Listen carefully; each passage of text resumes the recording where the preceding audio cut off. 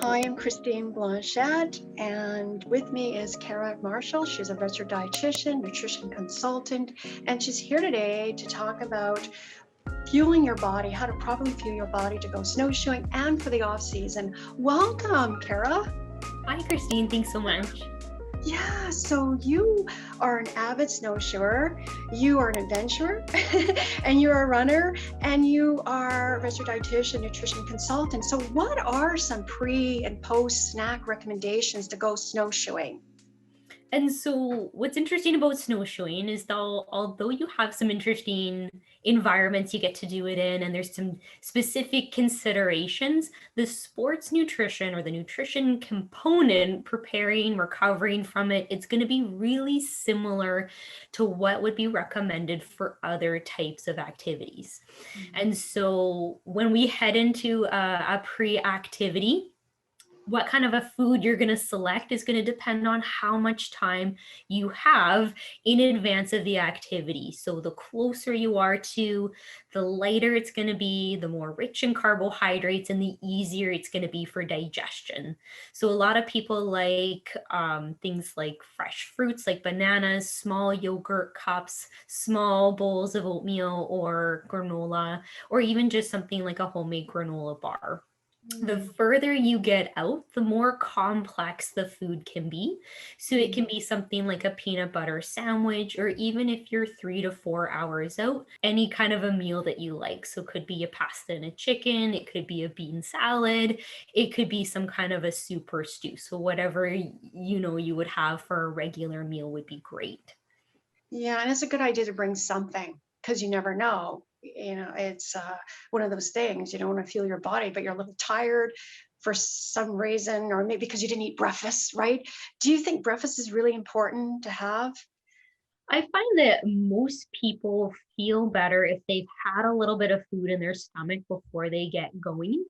I'll meet the odd person that feels better without food right in the morning. And so for those individuals, we're still thinking through the same types of principles, which is if you're heading out for cardiovascular activity that's going to be taking 1+ hours to participate in, you want to have some kind of carbohydrate food to top up those muscle glycogen stores. If you can't do it before you head out, maybe you're looking at the night before or looking at some kind of a liquid carbohydrate source. So a glass of milk, of cow's milk or oat milk, a small thing of yogurt, or having a smoothie, or even just some diluted juice to get some carbs in the body before you head out. If you can't have a lot of food before, what you take with you is going to have more of an impact as well. So you probably want to be thinking about what you're going to carry with you if you can't have that good meal before you head out. Hmm.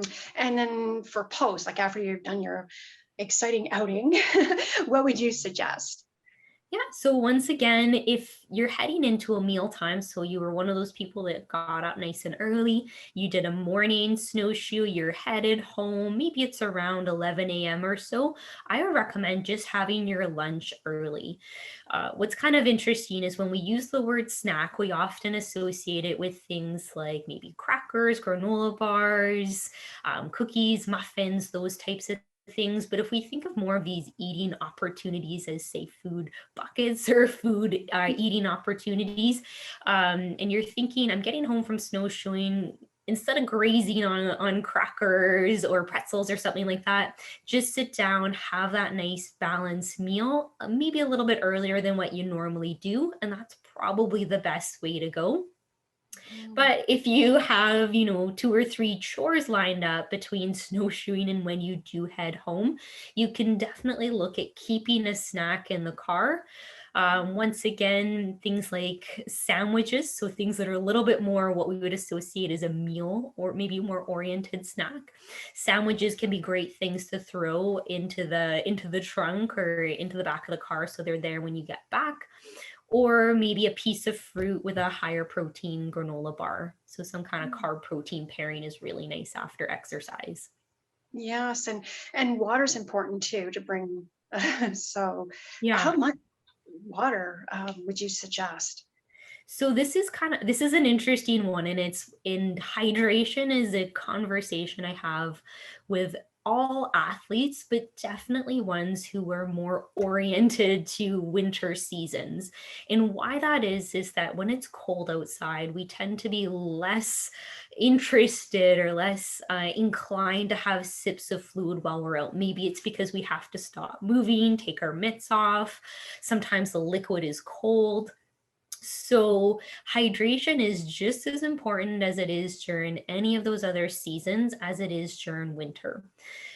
So you definitely want to be having some liquid before, which could very well be water.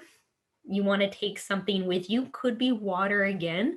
I would suggest maybe a warm water so it doesn't freeze and it's a little bit more soothing or perhaps palatable during the activity.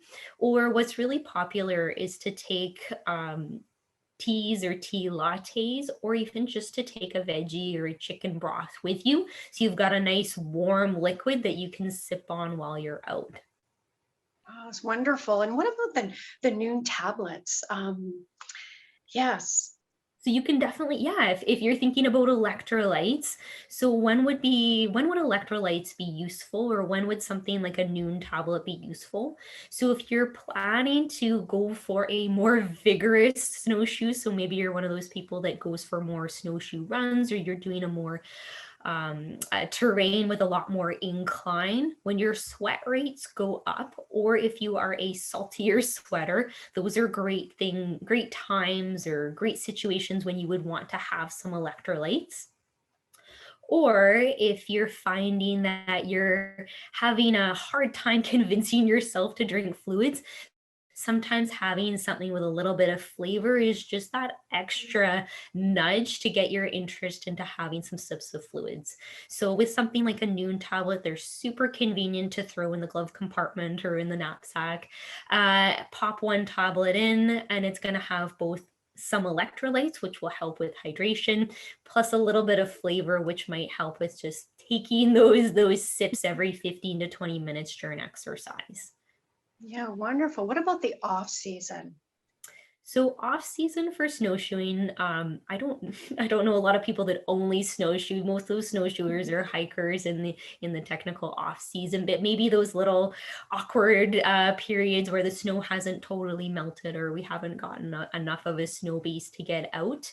Off season, you want to come back to those nice balance nutrition principles.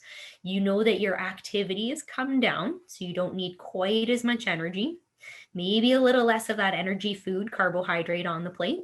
You want nice pairing between carbs and protein at your main meals, and perhaps more of an emphasis on those leafy veggies, just because we're going to have a bit more room for them on the plate with those Mm. smaller portion of carbohydrates.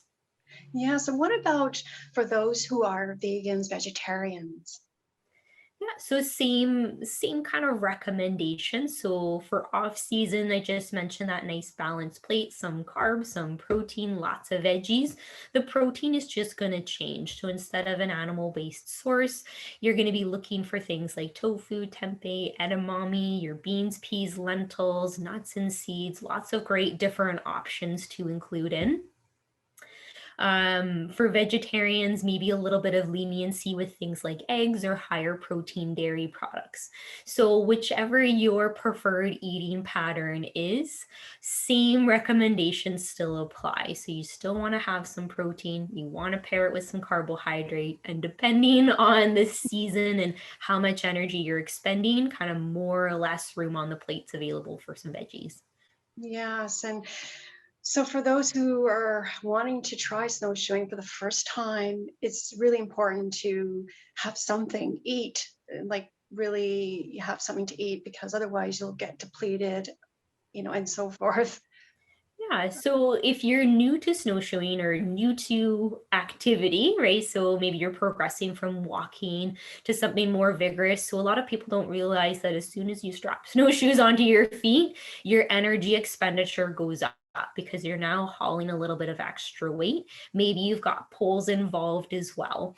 And so I always suggest, carry a snack with you. And if you don't get hungry, if you go for a little bit shorter than what you needed, you just don't need to eat it. You can save it for later, save it for next time. Whereas if you do get into a situation where you get quite hungry, you start to feel fatigued, you can always reach for whatever you've packed with you. So maybe it's a really beautiful day and you go a little bit further than what you had originally planned for. You have, if you're carrying something with you, you're covered for that extra time spent moving. Yes, wonderful. Is there anything else you'd like to add? Encourage people to consider more warm items when you're out snowshoeing. So if you don't have a good thermos to put something like a warm tea or an oat milk or a regular milk with some chocolate, like a cocoa powder in it, or even a thermos that you could pop some oatmeal in, those are really nice items to carry with you. And I think sometimes we get really focused on food and nutrition for what it's going to do for us, and we forget about that food quality and our enjoyment of food when we're out as well. So water and trail mix might have looked like a good snack when you set out and you get up onto the mountain and there's a crisp breeze coming through, and you're not motivated to eat the snack. You just kind of want to turn around and head back, or maybe you're not sipping as much water. So do factor in some of those warm items as well. And I think it'll just make nutrition a lot easier to fit in, and probably a lot more enjoyable while you're out and touring around in the mountain areas. Yes, wonderful. And if people want more information, where can they go? Yeah, so there's lots of great resources through places like the Canadian Sport Institute. They do have some resources available. SportMed BC, Sports Dietitians of Australia have lots of resources as well. So some of those bigger institutes, or if you're looking for more personalized consultation and advice, connecting with a sports dietitian. Lots of people are doing virtual appointments now. So I myself am located in North Vancouver, but I'm available for consults to anyone living in the province of BC. So if you think that you would want someone to weigh in and provide some specific advice for you, feel free to reach out to someone that spends a lot of time researching and counseling in this area. Usually there's something you can learn. Yeah, thank you so much for your time. It's very helpful information and vital. And keep snowshoeing and doing all those exciting adventures that you're doing. Yeah, you want to keep activity fun, and no one is enjoying themselves when they're getting over hungry or fatigued or dehydrated. So a little bit of extra planning around nutrition, even though, snowshoeing can seem more very recreational versus say, someone training for a marathon or half marathon. If you plan for the recreational activities as well, you're probably just going to feel a heck of a lot better when you get home. And it's going to make that experience that more enjoyable, and probably something you're going to go out and try again. Yes. And oh, do you want your socials? People want to get a hold of you. Absolutely. So my private practice is focused in performance nutrition, plant-based eating. I do a lot of counseling for blood glucose control and diabetes, as well as just general health and wellness. I'm a little irregular with my posting, but I do have an Instagram, Kara Dietitian, and I do post. I'd like to get creative and do some plant-based meal experimentation. So I like to share recipes I come across that I enjoy and my family enjoys on there. So yeah, you can find me on Instagram or through my webpage, karadietitian.com. Thank you so much. Yeah, thanks so much, Christine, for having me.